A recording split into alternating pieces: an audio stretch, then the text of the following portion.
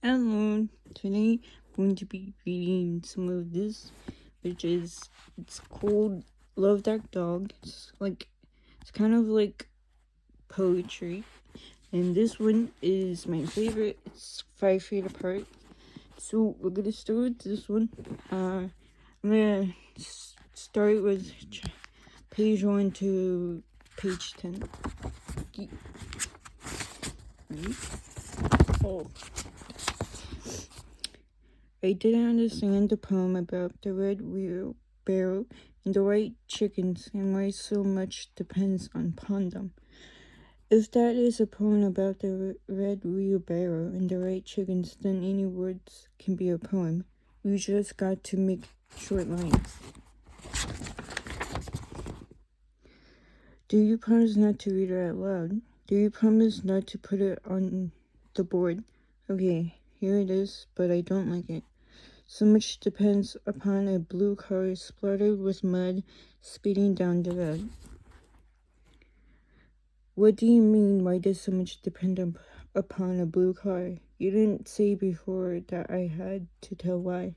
The wheelbarrow guy didn't tell why.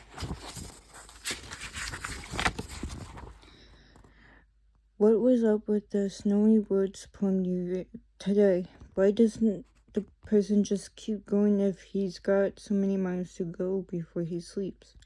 And why do I have to tell more about the blue car splattered with mud speeding down the road?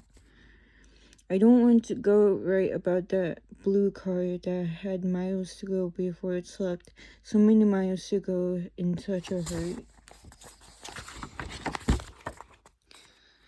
I am sorry to say I did not really understand the tiger burning bright poem, but at least it sounded good in my ears. Here's the blue car right with tiger sounds. Blue car, shining bright in the darkness of the night. Who could see you speeding by like a comet in the sky? I could see you in the night, blue car, shining bright. I could see you speeding by like a comet in the sky. Some of the tiger sounds are still in my ears, like drums, beep, beep, beating. Yes, you can put the 2 blue car poems on the board, but only if you don't put my name on them. Right? That's page 2. Oh, okay. For this one, let's see.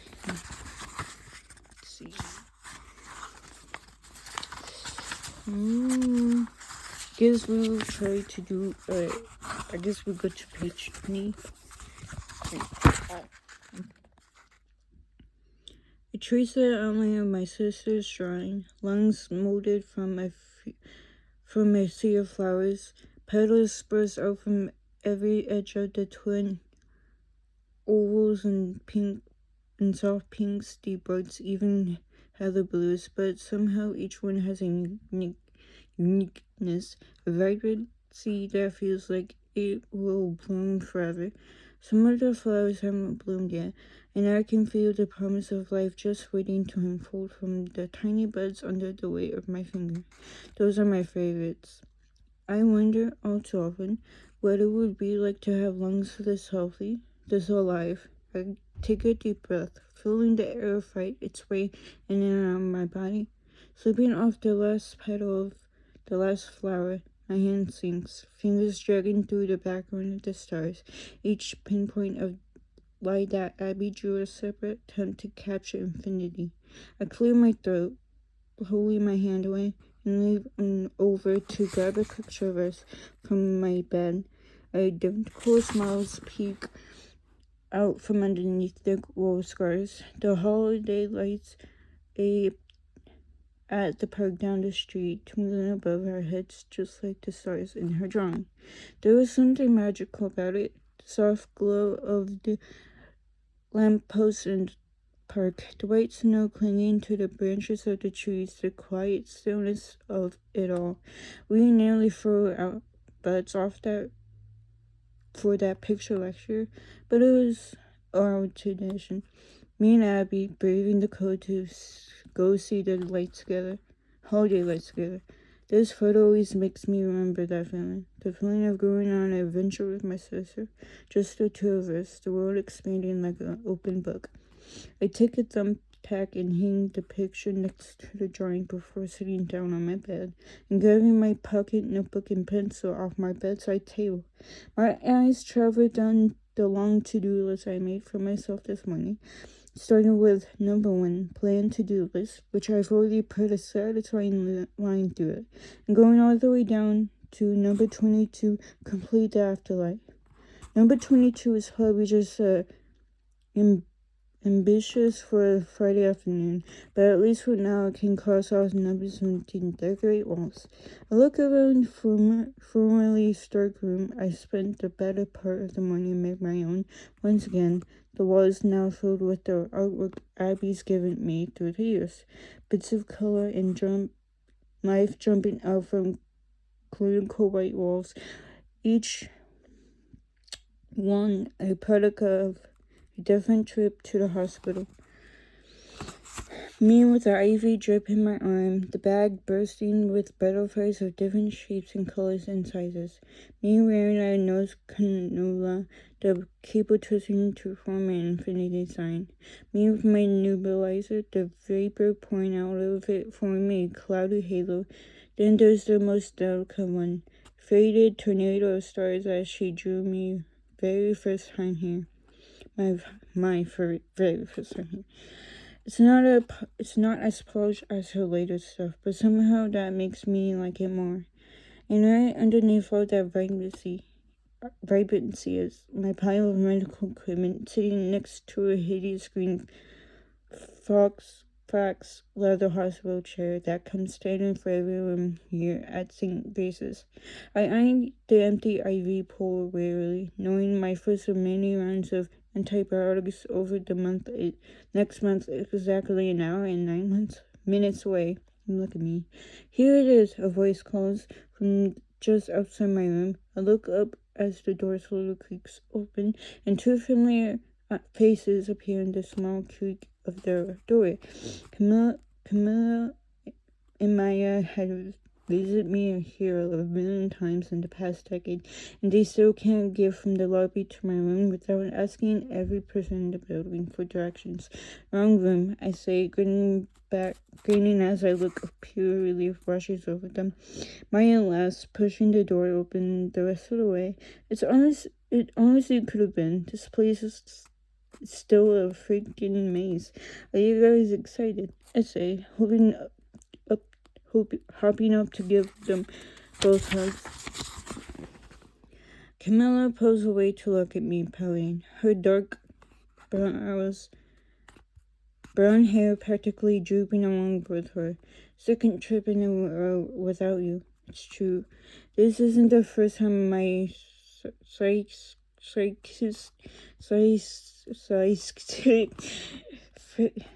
fibrosis has taken me out of the running for some class trip or sunny vacation or school event. About 70% of the time, things are pretty normal for me. I go to school, I hang out with Camilla and Maya, I work on my app, I just do have low functioning lungs.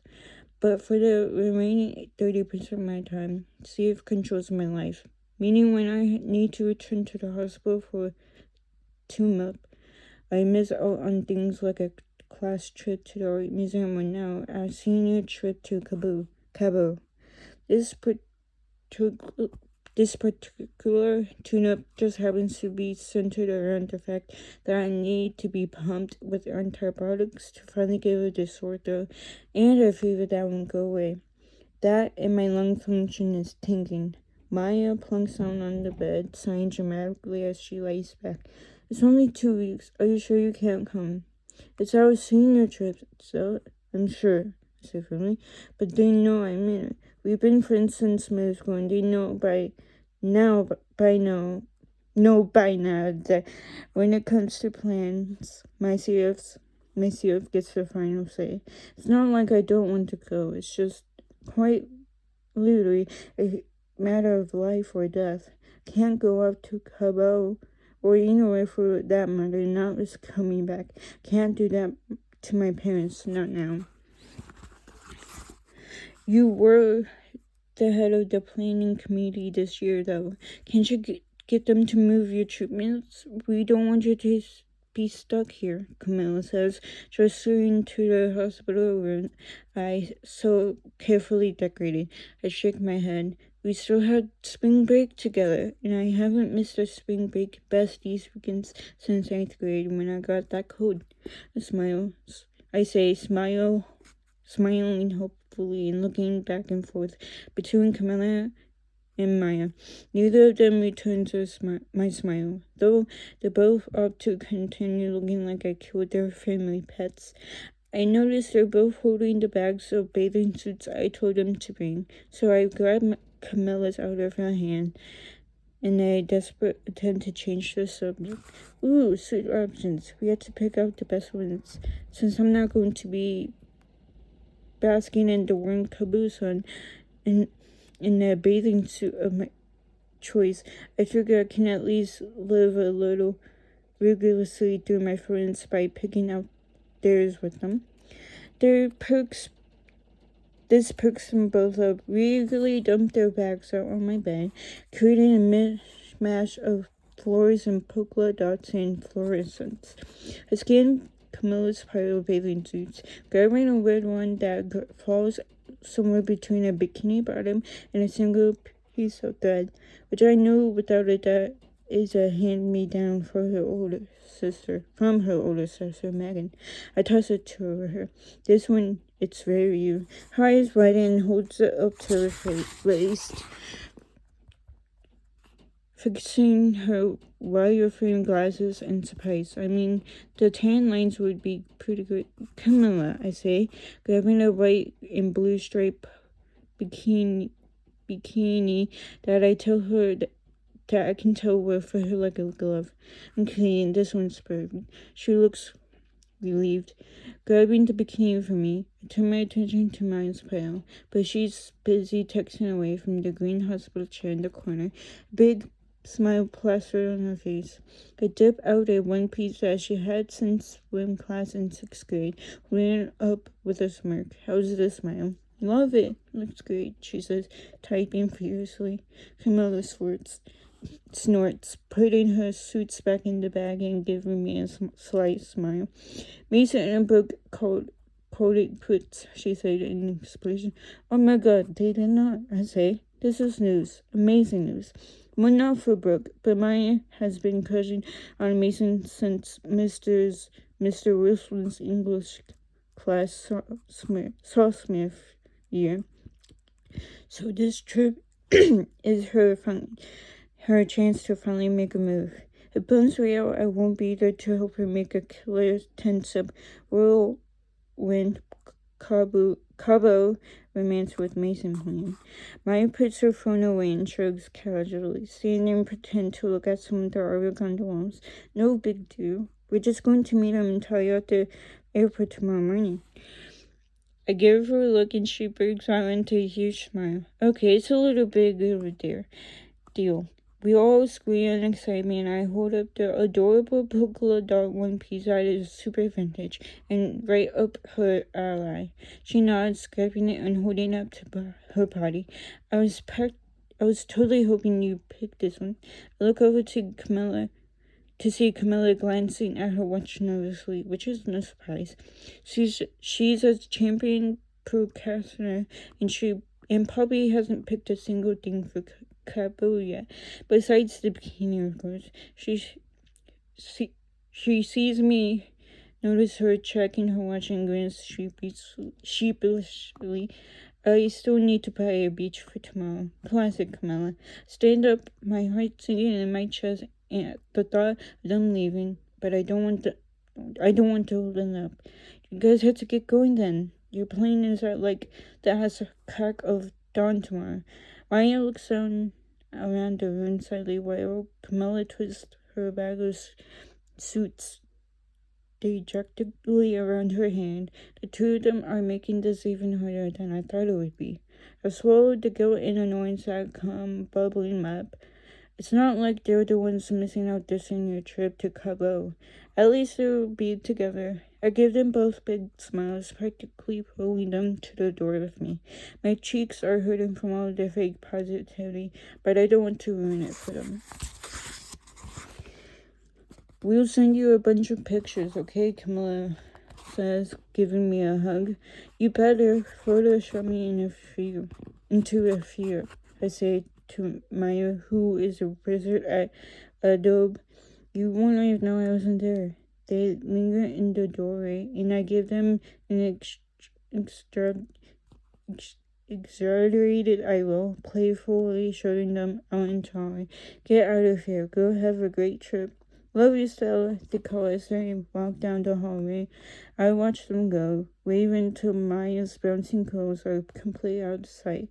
Suddenly, wanting nothing more than to be walking out with them, off to pack instead of unpack. My smile fades as I close the door and see the old family picture pinned carefully to the back of my door. It was taken a few summers ago on the front porch of our house during a 4th of July barbecue. Me, Abby, Mom, and Dad, goofy smiles on all of our faces as the camera captures the moment. I feel a swirl of homesickness as I hear the sound of the worn, rickety wood of that front step creaking underneath us as we laugh and get close for the picture. I miss that feeling. All of us together, happy and healthy for the most part. This isn't helping. Sighing, I pull myself away, looking over at the medicine cart. And honestly, I'd like to hear. Spend my home away from home since I was 6, so I usually don't mind coming. I get my treatments, I take my medicine, I drink my body weight milkshakes, I get to see Barb and Julie, I leave until my next flare-up. Simple as that. But this time I feel anxious, restless even, because instead of just wanting to get healthy, I need to be healthy. For my parents' sake, because they've gone and messed up everything by getting divorced. And after losing each other, they won't be able to handle me losing me too. I know it. If I can get better, maybe. One step at a time, I head over to the wall oxygen, double checking the flow meter and is set properly, and listen for the steady hiss of the oxygen coming out of it before I pull the tube around my ears and slide the prongs of the cannula into my nose. Sighing, I sink down onto the familiar uncomfortable hospital mattress, and I take a deep breath. I reach for my pocket notebook to read the next thing on my to-do list and keep myself preoccupied. Number 18, record a video. I grab my pencil and bite it thoughtfully as I stare at the words I wrote earlier. Oddly enough, complaining the afterlife seems easy right now. But the list is the list, so exhaling, I reach over to my bedside table to get my laptop. Sitting cross-legged on the new floor counter I picked out yesterday at Target while Camilla and Maya were buying clothes for Cabo. I didn't even need the comforter, but they were so enthusiastic in helping me pick something out for my trip to the hospital. I felt bad not getting it. At least it sort of matches my wall now, bright and vibrant and colorful. I drum my fingers anxiously on the keyboard and squint at my reflection in the screen while my computer starts up. I frown at the mess of my long brown hair and try to smooth it down, running my fingers through it over and over. Frustrated, pull my hair tie off my wrist and resort to a messy bun in an attempt to look halfway decent for this video. I grab my copy of Java coding for Android phones off my bedside table and put my laptop on top of it so I don't show some savers on the chin and can have a shot that's remotely flattering. Logging on to my YouTube Live account, I adjust the webcam, making sure you can see Abby's lungs drawn directly behind me. It's the perfect backdrop. I close my eyes and take a deep breath, hearing the familiar wheeze of my lungs trying desperately to fill with air through the sea of mucus. Exhaling slowly, I slapped a big homework greeting card smile on my face before opening my eyes and pressing the enter key to go live. Hey guys, is everyone having a good Black Friday? Read it for the snow that never came. I glanced into the corner of my screen as I turned the camera toward the hospital window. The sky is cloudy gray, the trees on the other side of the glass completely barren. I smile as my livestream count goes steadily past 1K, a fraction of the 23,940 YouTube subscribers who tune in to see how my battle with cystic fibrosis is growing. So I could be getting ready to go on a plane to Capo for my school's senior trip. But instead I'll be spending this holiday at my home away from home, thanks to my old sore throat. Plus aging fever. I think back to when I got my temperature taken on intake this morning. The flashing numbers on the thermometer blamed out a strong 102. I don't want to mention it in the video though, because my parents would definitely be watching this later. As far as they know, I just have a nagging cold. Who needs 2 whole weeks of sunshine, blue skies, and beaches when you have a month of luxury right in your backyard? I rattle off the amenities, counting them on my fingers. Let's see. I've got a full-time concurrence, unlimited chocolate pudding and laundry service. Oh, and Barb talked to him into letting me keep all my meds and treatments in my room this time. Check it out. I turned the camera to the pile of medical equipment and then to the medicine cart next to me, which I've already perfectly organized into alphabetical and chronological order by the scheduled dosage time I plugged into the app I made. It's finally ready for a test run.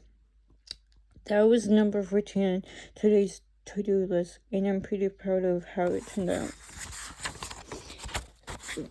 Okay. My computer thinks as comments begin rolling in. I see one mentioning Barb's name with some heart emojis. She's a crowd favorite just as much as she's my favorite.